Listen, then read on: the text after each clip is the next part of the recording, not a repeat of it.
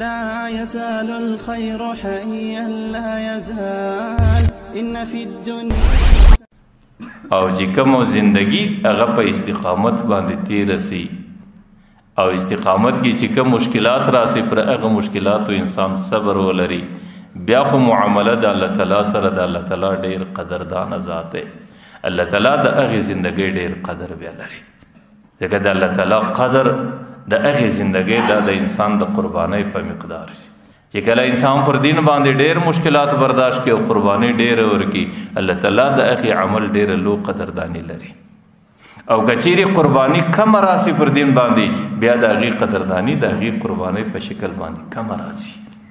نو زما مقصود دا دی چې په هر عمل کې پر شریعت او پر سنت باندې او د ګناه څخه پر حفاظت باندې د ځان استقامت کول دنیا د مشکلاتو زائد مشکلات برازي کله بنا جوړي راځي او کله به مسکنت راځي کله به غربت راځي او کله به د یو طرف پریشانی راځي کله به د بل طرف پریشانی راځي خدا پریشانی ټولي په صبر باندې برداشت ول او چې کله انسان مصیبتونه په صبر باندې برداشت کی الله تعالی هغه بنده په نعمت په شکر گزار بندگانو کې شماري حضرت ایوب علیه السلام د الله تعالی برگزیده پیغمبر دی الله تعالی ته ډیر محبوب انسان دی حضرت ایوب علیه السلام ته الله تعالی ډیر زیات مال او دولت ورکړي حضرت ایوب علیه السلام ته الله تعالی ډیر ښه بچي ورکړي د ایوب علیه السلام بچي او مال او دولت د ایوب علیه السلام باغونه او د ایوب علیه السلام ډیر وسا ژوندۍ و لیکن حضرت ایوب علیه السلام د دې ټولو وسایي سره د غي ټولو ورځ په عبادت کې غیب د الله تعالی او طرف ته ډیر کثیر البکا او ډیر زیات تجړه به کوله چې کله به انسانانو د ایوب علی السلام زندگی ته قتل او د ایوب علی السلام عبادت او جړه ته به قتل نو ټول خلق به د ایوب علی السلام دی عبادت او دی زندگی ته ډیر حیران چې یو طرف ته الله تعالی څومره زیات هر صد قسمت او نصیب ور کړی دی لیکن د غیب باوجود دی شاکرم دی د غیب باوجود دی عابدم دی د غیب باوجود دی د الله تعالی طرف ته جړه هم کوي لیکن شیطان په هر عمل کې د انسان دشمن دی او شیطان د انسان زندگی نسی برداشت ولای نیک زندگی نه برداشت شیطان دستی د الله تعالی حضور کې خواست کی یا الله پر ایوب علی السلام خودم رشی ورزیدي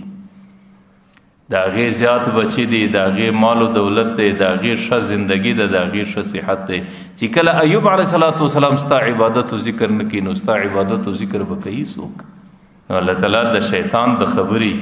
د ایوب علیه السلام حقیقت د شیطان په مخ کې د ښکار کولو په خاطر پر ایوب علیه السلام الله تعالی امتحانات راوستل د ایوب علیه السلام چې په کوم خونه کې بچانو سیدل پر هغه خونی باندې زلزلہ د هغه خونی چت راولوي دي د زنانه سما سوا اته بچی دي اته سره د هغه چت لاندې وپات چې کوم خونه او په کوم کور کې وسیدې پاغي باندې اور ولګي دي هغه ټول اوس په زلزلہ ایوب علیه السلام پر بیبان پاتس چې کوم باغونه پر هغه باندې الله تعالی کا اختیار واستغی ټول وچس چې کوم صحت پر هغه باندې الله تعالی نه جوړی را واستل ټول بدن سری سیوا د ژبې څخه چې پاغي باندې د ذکر کوي سیوا د سترګو څخه پاغي باندې د الله وروړه بس لیکن حضرت ایوب علیه السلام د دې حالاتو سره متاثر نس حضرت ایوب علیه السلام چې په ښه حالت کې کم ذکر او عبادت کوي چې کله سخت ورځ ور باندې رااله په هغه خپل ذکر او عبادت کې ایوب علیه السلام یو ذره تفاوت او فرق نه راوسته حضرت ایوب علیه السلام باندې غالبا اتلس کال دغه حالات لیکن چونکہ اللہ تعالیٰ دا حضرت ایوب علیہ السلام دا زندگی صرف امتحان اخستے ځکه حالات را وستلم دا اللہ تعالیٰ په قدرت کی دی اغی حالات لري کولم برته دا اللہ تعالیٰ په قدرت کی دی حضرت ایوب علیہ السلام باندې یو سور زباد برته شی ورزراله اللہ تعالیٰ چې څومره بچي او اغي بچي برته ورکو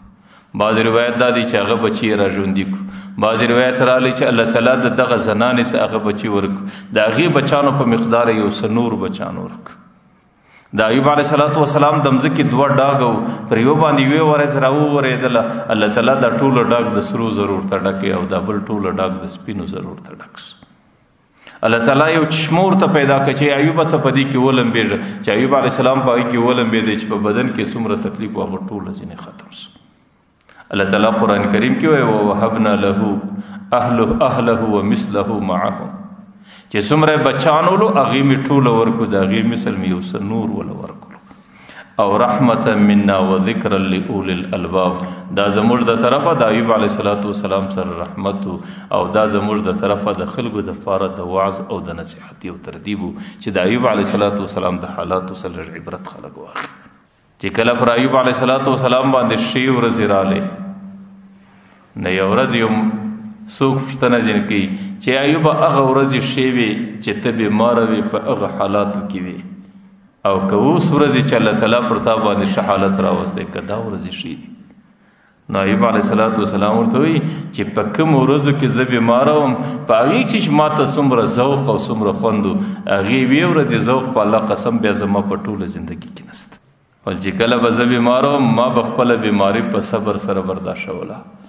ما به په خپلو اعمالو کې فرق نه راوستی. نو الله تعالی به هر مازدیګر د عرشه څخه پر ما باندې پوښتنه وکړه ای ایوب ورځ دې څنګه تېره سوله.